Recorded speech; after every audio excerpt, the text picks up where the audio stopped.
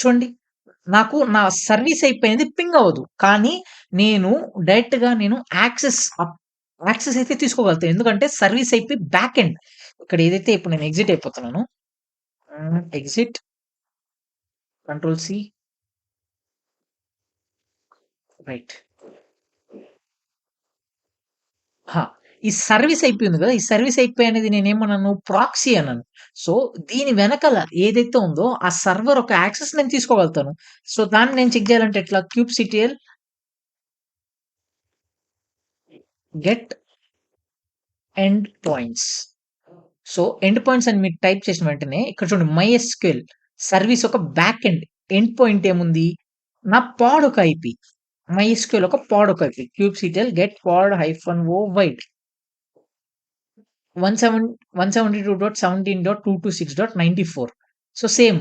అంటే service IP అనేది నా ప్రాక్సీ లాగా పనిచేస్తుంది. ప్రాక్సీ ఐపీ వెనకాల నా యాక్చువల్ ఎండ్ పాయింట్ అయితే ఉంటుంది. సో, అందువల్ల నేను డైరెక్ట్‌గా యాక్సెస్ అయితే తీసుకోగలుగుతాను. కానీ పింగ్ చేయలేను. ఓకేనా? సో, ఇది మనం లాస్ట్ సర్వీస్ వీడియోలో మనం అంతా మాట్లాడుకున్నాం. ఇప్పుడు నేను ఇప్పుడైతే సర్వీస్ ఐపీ యూజ్ చేస్తానో ఇన్‌స్టెడ్ ఆఫ్ సర్వీస్ ఐపీ నేను నా సర్వీస్ నేమ్ యూజ్ చేసి యాక్సెస్ చేయగలుగుతానో చెక్ చేద్దాం. ఓకేనా? సో, సేమ్ కమాండ్ MySQLలో ఇక్కడ జస్ట్ నేను హోస్ట్ బదులుగా ఐపీ ముందు నేనేం యూజ్ చేస్తాను సర్వీస్ ఐపీ యూజ్ చేశాను. ఇప్పుడు నేను సర్వీస్ ఐపీ యూజ్ చేయకుండా నేను సర్వీస్ నేమ్ యూజ్ చేస్తాను. సో, చెక్ చేద్దాం. సో, రూట్ @123 చూడండి నాకు యాక్సెస్ అనేది రాట్లేదు. Unknown MySQL server host.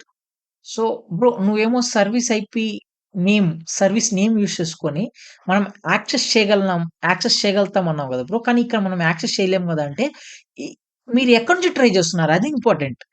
నేను ఎక్కడి నుంచి ట్రై చేస్తున్నానిక్కడ? మాస్టర్ నా ఇన్‌ఫ్రా ఒక సర్వర్‌లో నుంచి నేను రన్ చేస్తున్నాను. నా ఇన్‌ఫ్రా ఒక సర్వర్ రన్ చేస్తే నాకు వర్క్ అవ్వదు. అప్పుడు నేను ఎక్కడి నుంచి రన్ చేయాలి బ్రో అంటే పాడ్ టు పాడ్ కమ్యూనికేషన్‌లో. పాడ్ టు పాడ్ కమ్యూనికేషన్‌లో మాత్రమే మీరు డీఎన్ఎస్ అనేది మీకు హెల్ప్‌ఫుల్ అవుతుంది. పాడ్ టు పాడ్ కమ్యూనికేషన్ అంటే ఫర్ ఎగ్జాంపుల్ ఇప్పుడు నా దగ్గర ఎన్ని పాడ్స్ ఉన్నాయి? ఒక పాడే ఉందా? నా దగ్గర ఒక పాడే ఉంది. నేనేం చేస్తానిక్కడ ఆల్రెడీ నాకు ఒక డిప్లాయ్ ఫైల్ అయితే ఉంది. డిప్లాయ్.yaml ఫైల్‌లో నేను నా కస్టమ్ ఇమేజ్ DCR-ఉబుంటులో నేను బై డిఫాల్ట్ పింగ్ అని నేను ఇన్‌స్టాల్ అయితే చేసి పెట్టేసాను కాబట్టి, నేను ఈ ఇమేజ్‌ని అయితే యూజ్ చేస్తాను. ఈ డిప్లాయ్‌మెంట్‌ని యూజ్ చేద్దాం.